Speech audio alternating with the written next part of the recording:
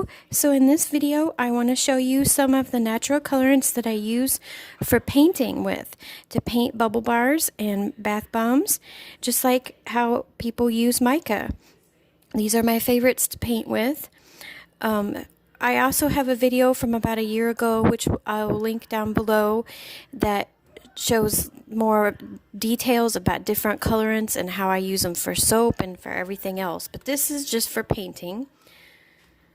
So I'll go around my little wheel here, and first is turmeric. It makes this beautiful orange gold, and it makes beautiful colors in cold process soap. It kind of shifts according to what scent you're using, what essential oil or fragrance oil. It can be anywhere between a yellowy gold to a brick red. So it's wonderful in soap, but it's also wonderful to paint with, and it's going to be one of the colors that I paint with tonight. This is it right here. And how I mix my paints is that I use, this is a little less because I'm just doing one, and I make my bubble bars and bath bombs made to order, so I usually don't need a whole lot of paint when I mix it up. So it's basically either a teaspoon of the colorant to a teaspoon of a lightweight oil, like olive oil, grapeseed oil would work, almond, sunflower oil, any kind of oil you have that's kind of lighter in color. But if you don't need a whole lot, like this is a half a teaspoon to a half a teaspoon of oil. So that's turmeric. Go along here to, this is calamine clay, which is hard to see in the light of the camera, but it's a very pale baby pink. It is wonderful in cold process soap. I have many soaps where I use it, but it also makes a wonderful paint. And this is one of my Easter ones, and you can see that I've used it to paint the bow and the little centers of the flowers. So next is the beet powder, which is so pretty. I wish it would stay this color when you make soap with it. It's like a burgundy red, like a maroon. It's just gorgeous, but it does not stay that way in soap, unfortunately.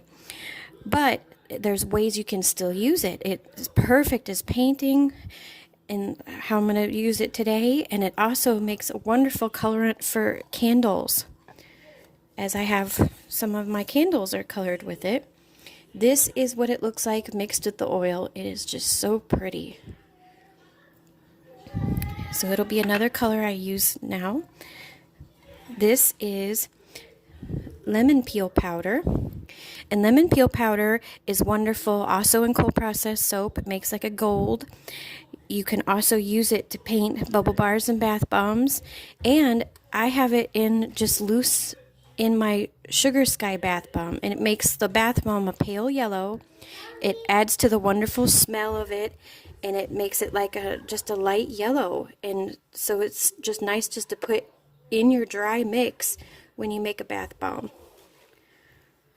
This one is chamomile powder, which again is wonderful just loose in a bath bomb or bubble bar. I have it in my Before the Wind bubble bar, and also it's an option for the tarot and the Nazar bath bombs.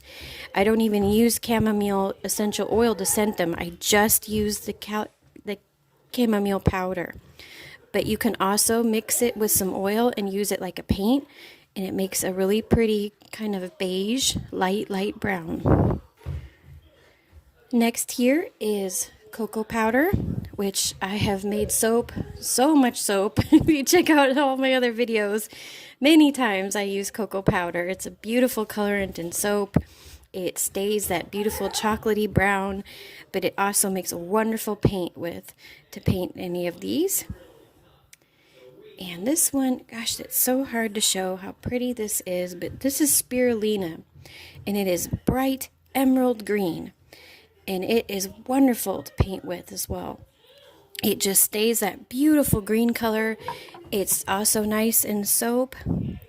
And here again is the egg. And this is spirulina for the leaves. See how pretty and bright it stays.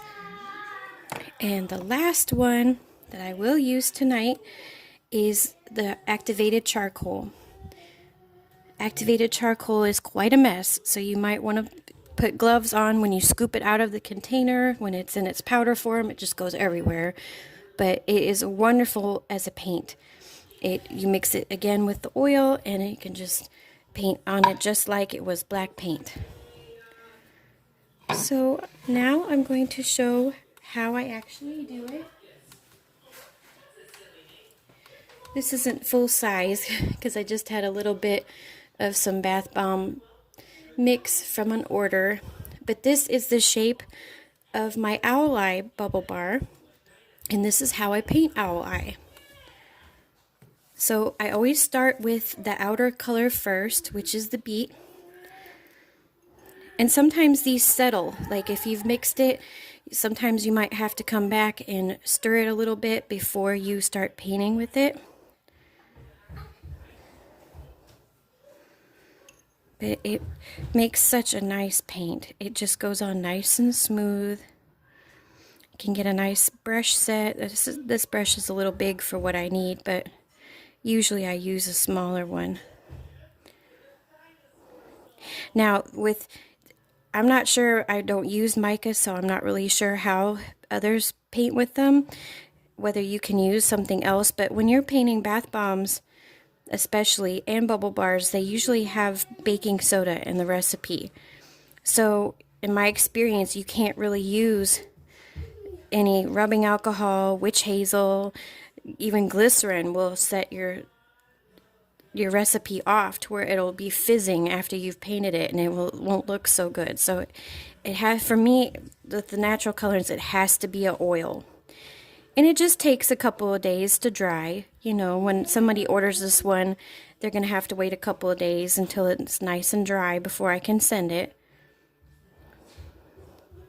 In addition, if you didn't want to use a different oil, you could also just melt some coconut oil or shea butter or cocoa butter too to use to mix up the colors with. So there's the red.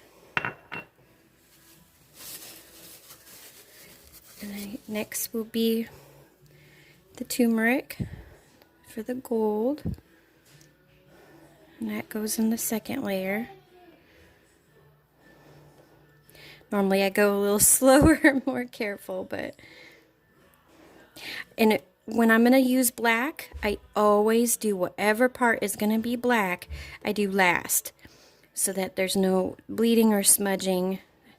These were lighter colors, so I did them first.